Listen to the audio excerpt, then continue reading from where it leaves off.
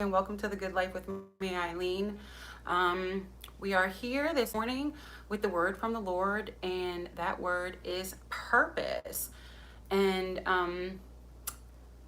when I started the radio show in 2013, the whole point of it was to open people's minds to living differently in the world with love, tolerance, compassion for ourselves and everyone else. And so that was the purpose of my show. And so he wanted me to kind of bring it back to that because we're here, or I'm here, or the purpose of this, going back to purpose, is to open people's minds.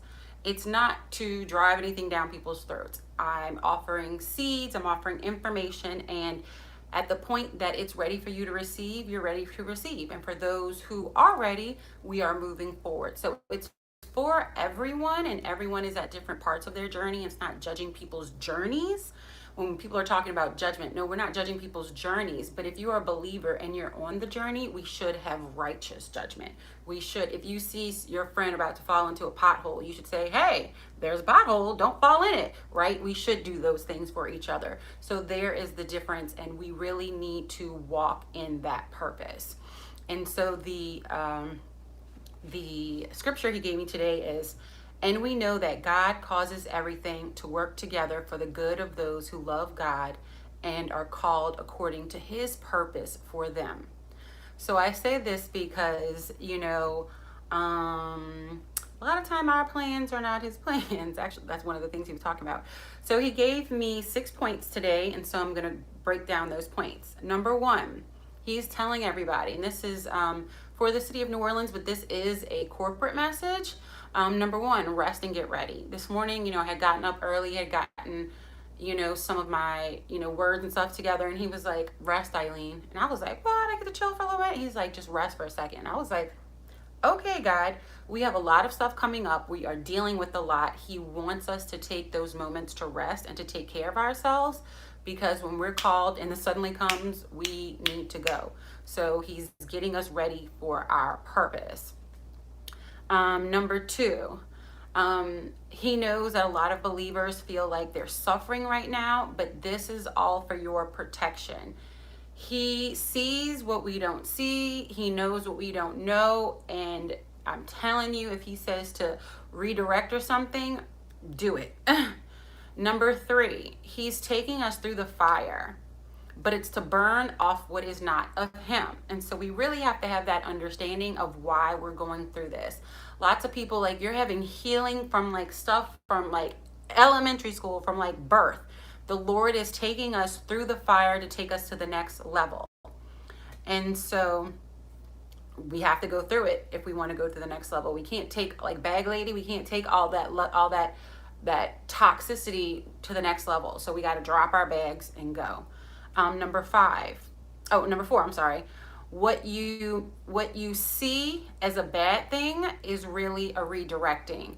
God is redirecting us. He is repositioning us. He is like nobody's business. He is like, and it's happening like that. And so that's a lot of what you see. And he wants you to understand that there may be something that looks like a disruption in your life, but it really is a reposition.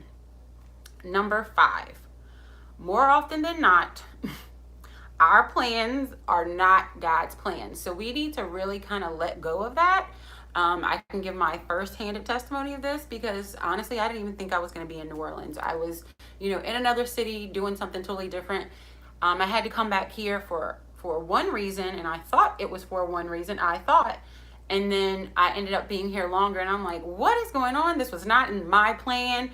And then he really had to sit me down and be like, I need you to step in your position and do A, B, and C. I need you to walk in your purpose. And so he did it to me. He's doing it to all of us. We are walking in our purpose. And that's what he's doing right now. So like I said, number five, more often than not, our plans are not God's plans for us. And number six, yield and trust him. Yield and trust him.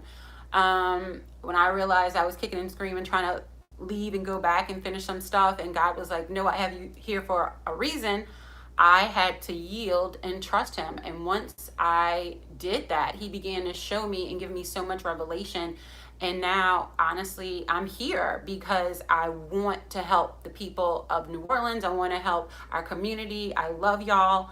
And this is a part of my purpose. And so that's what we're doing. And he's asking all of you to yield to him. He's going to show you your purpose so we can all walk into it. We are doing kingdom business right now. He's putting us together. We're going 2 by 2, and we are walking in our purpose. He's getting us together to do that. So open your minds and get ready, because that's what we're doing, and start yielding to the process, because a lot of people are really holding on to the past, and you can't move forward holding on to the past. Like, you gotta go. Actually, gotta go right now too. We gotta like make this decision, get off the fence, and let it go. And this is actually goes with number 6 too. The tables are being shifted for believers. Soon you will take the head and sit in your rightful places. So you know that's saying that you don't have to be sitting at the head of the table. The table is going to shift for you. Well, that's exactly what's happening now. The table is shifting for us and moving, and we may think it's uncomfortable or not see it as a positive thing, but it really is. He's taking us through the fire. So that's the word that I have with regarding to purpose that the Lord gave me. And I do just have 2 points regarding the bishop who spoke about Beyonce's songs and lyrics and things like that. And the Lord really wanted to get this out. Number one, the bishop was absolutely correct for instructing his flock. And people who are saying he's being judgmental and all these things, we need to really check their hearts, because the enemy comes to deceive us, and do not be deceived. Actually, this is a great time to be able to kind of peep game and see how the enemy uses people. So watch out, because people do it knowingly and unknowingly, and we get used. All of us do. I've been used. We've all been used. When you have an open door to sin. That's why we really need to consecrate ourselves, fast and pray. Fast and pray, fast and pray. Make it a regular in your life.